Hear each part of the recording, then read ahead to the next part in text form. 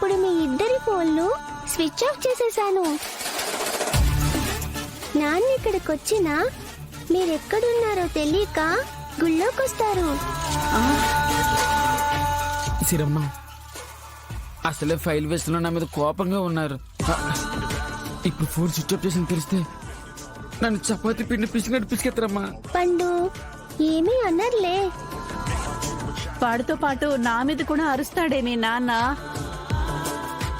నాని అదేముండదు. అత్తయ్య, నేను బయటికి వెళ్ళాలి అనంటే బలవంతం చేసి మరీ గుడికి తీసుకొచ్చారు. నాకు చాలా పనులున్నాయి అత్తయ్య. మీ నాన్న వస్తాడని నువ్వు చాలా మురిసిపోతున్నావు. వాడు రాడు. పద్దు వద్దు. ఏంటి పద్దు? ఏంటి పద్దు? పెద్దోళ్ళతో ఎలా మాట్లాడాలో తెలీదా? ఎలా గౌరవించాలో తెలీదా? నువ్వు ఏమైనా అనుకో, నువ్వు నాకు పద్దువే. ఒసే, నిన్ను ఇంకోసారి అలా అనడం అంటేనా? చిన్నపిల్ల కదా, ఏదో సరదా కంటుంటే దాన్ని అలా బెదిరిస్తున్నావేంటి? మీ అందరినీ బాగానే పిలుస్తోంది కదా. నేనంటే లోకు దానికి. లోకువు కాదు పద్దు, ప్రేమ, లవ్వు. లవ్వా దిబ్బా, ఏదో నా కూతురు కోసం భరిస్తున్నానంతే. లేదంటే పురిట్లోనే చచ్చేదానివి. నాకు దరిద్రం ఉండేదే కాదు.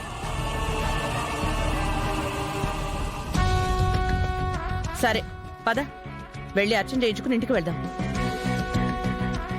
అవును, నాకు కూడా కిట్టి పార్టీకి వెళ్లే టైం అయింది.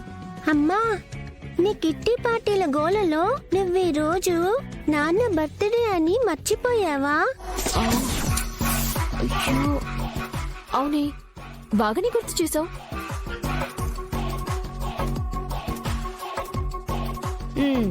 మీ నాన్న బర్త్డేకి గుడికి ప్లాన్ చేసావు అంటే వాడి పేరు మీద పూజ చేయించాలనే కదా.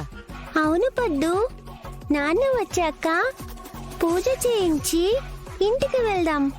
మీ నాన్న రాడే. వస్తాడు. మీ నాన్న గురించి నీకు పూర్తిగా తెలీదు. వస్తే నువ్వు గుంజీలు తీస్తావా? రాకపోతే నువ్వు తీస్తావా గుంజీలు? తీస్తాను.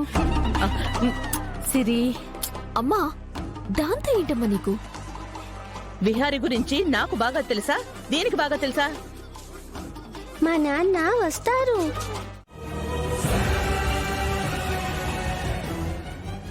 పండు, ఏంటి అలా ఆగిపోయావు? లక్ష్మమ్మ కనబడింది. లక్ష్మమ్మ, లక్ష్మమ్మ అక్కడే కనబడిందమ్మా.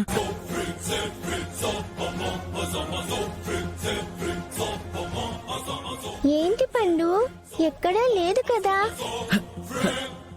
సిరమ్మ, లక్ష్మమ్మ నాకు అక్కడే కనబడిందమ్మా. నేను ఇప్పుడే చూసానమ్మా, మళ్ళీ చూస్తే కనిపించట్లేదు. కనపడిన మనిషి ఎలా మాయమవుతుంది పండు? అదే నాకు అర్థం కావట్లేదమ్మా. ఇందాక నువ్వు లక్ష్మమ్మని తలుచుకోవడం వల్ల ఎవరినో చూసి లక్ష్మమ్మ అనుకున్నావేమో. అవునమ్మా, లక్ష్మమ్మ గురించి ఆలోచిస్తాను. నువ్వు ఈ రోజు ఎక్కువగా ఆలోచిస్తున్నావు పండు. అదే అనుకుంటాము. అది సంగతి. మీ చెల్లెల గురించి ఆలోచిస్తూ ఆమె వచ్చారని పొరపాటు పడ్డావేమో. మమ్మల్ని ఎందుకు పిలిపించారు? మీరందరూ హరికృష్ణ ఎంటర్ప్రైజెస్ ప్రైవేట్ లిమిటెడ్ కంపెనీలో ఎంప్లాయీస్ కదా? అవునండి. ఇంతకీ మీరెవరు? నా గురించి తర్వాత, కానీ మీకు ఉపయోగపడే డీల్ నా దగ్గర ఒకటి ఉంది. ఏంటి సార్ అది? ఒక్క నిమిషం.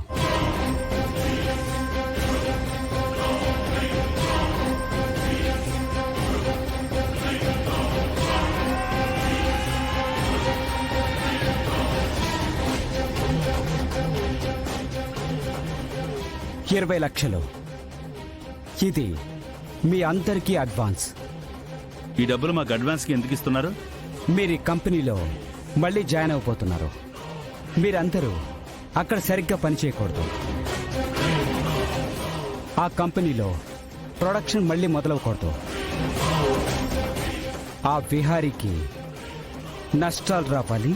త్వరలోనే ఆ కంపెనీ మూతపడాలి. ఆ తర్వాత మీకు ఇంతకంటే ఎక్కువ డబ్బులు ఇస్తాను. తీసుకోండి. ఈ డబ్బుతో మీరందరూ నా మనుషులుగా అక్కడ నేను చెప్పినట్టు చేయాలి. రండి, తీసుకోండి. ఒక్క నిమిషం సార్.